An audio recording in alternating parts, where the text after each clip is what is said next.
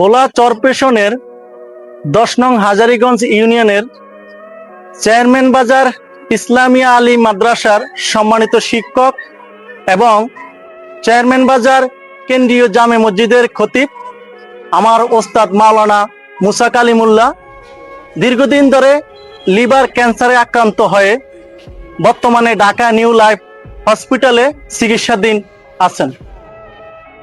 আমার মুসা কালিমুল্লাহ হুজুরে এবং তার পরিবার দেশ এবং প্রবাসী ভাইদের কাছে দোয়া চেয়েছেন। আপনারা সবাই আমার ওস্তাদের জন্য এবং হুজুরের জন্য আপনারা সবাই নামাজ পড়ে খাস নিয়তে দোয়া করবেন।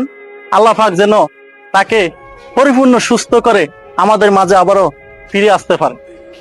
আমি আমার ওস্তাদের জন্য তার পক্ষ থেকে দেশবাসীর সকলের কাছে এবং প্রবাসী ভাইদের কাছে আমি একটাই আবেদন করব, আপনারা হুজুরের জন্য নামাজ পড়ে যে যেভাবে পারেন আপনারা দোয়া করবেন।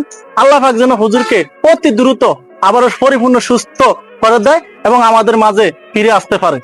আমরা সকলে মনোরথ করে আল্লাহর কাছে প্রার্থনা করব, আল্লাহ পাক যেন আমার হুজুরকে অতি দ্রুত সুস্থ করে আমাদেরকে পুনরায় আবারও তার পিছনে নামাজ পড়ার তৌফিক দান করে।